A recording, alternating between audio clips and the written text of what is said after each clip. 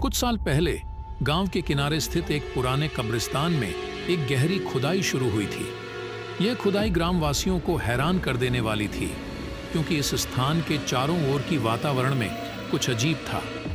खुदाई करता विक्रम, एक जिज्ञासु और परीक्षाओं में महारथी, ने इस गुप्त और रहस्यमय स्थान की खोज में रुचि लिया। उसने गांव वालों से इसके बारे में कई किस्से सुने थे, लेकिन उसे खुद जाकर देखने का आभास हो रहा था। एक बर्फीली रात विक्रम ने अपने साथी खुदाईकर्ताओं के साथ अपना सामना किया। गहरी रात की चादर में उन्होंने खुदाई का काम शुरू किया। थोड़ी देर बाद उन्होंने एक पुराने पत्थर की खिल्ली को खोदा। विक्रम और उसके साथी खुदाईकर्ताएं आश्चर्यचकित थीं, क्योंकि उन्होंने देखा कि इस पत्थर पर अजीब लिखित थे। जो यहाँ मिलता है वह सब कुछ जानता है, लेकिन सब कुछ नहीं बोलता। यह वाक्य उन्हें उत्सुक कर दिया। जब विक्रम ने उस पत्थर को छूना, एक अजीब सी ऊंचाई से एक बारूदी गुफा खुली। उन्होंने अपनी टॉर्च रौंदी और गुफा के अंदर के अंधेरे को बहुतंत्रित किया। गुफा में विक्रम और उसके साथी कुछ रहस्यमय चीजें देखते हैं। एक बड़ी पुस्तक, कुछ रोमांटिक चित्र और एक पुराना संगीत बॉक्स। इन चीजों के बीच एक छोटी सी पत्ती थी, जिसमें एक अजीब सी लिखावट थी। जो यहाँ सुनता है वह सब कुछ जानता है, लेकिन सब कुछ नहीं कहता। विक्रम ने उस पत्ती को बाहर निकाला और देखा कि यह किसी अजीब से भाषा में लिखा गया था।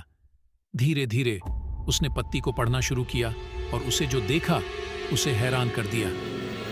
यहाँ बैठे सुन, आगे मत बढ़ना, एक अजीब सी आवाज आई जो गुफा के अंदर से सुनाई दी। विक्रम और उसके साथी कुछ पल के लिए स्थिर रह गए, परंतु फिर उन्होंने धीरे से आगे बढ़ना शुरू किया। गुफा के एक कोने में एक पुराने चिकित्सक की तस्वीर थी और साथ ही एक पत्र जिसमें उस चिकित्सक के द्वारा लिखा गया था, मैंने इस गुप्त गुफा में अपना रहस्यमय ग्रंथ छुपा रखा है, जो सभी जवाबों का धरोहर है। परंतु ध्यान रखें, जो यह सुनता है वह सब कुछ जानता है, लेकिन सब कुछ नहीं कहता।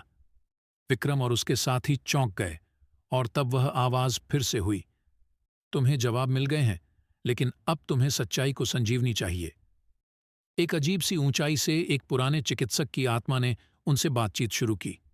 चिकित्सक की आत्मा ने कहा, यह गुप्त ग्रंथ तुम्हें जीवन और मृत्यु के सभी रहस्यों का सुलझावा देगा, लेकिन इसकी मूल्यमानी सच्चाई का सीधा सामना करना होगा।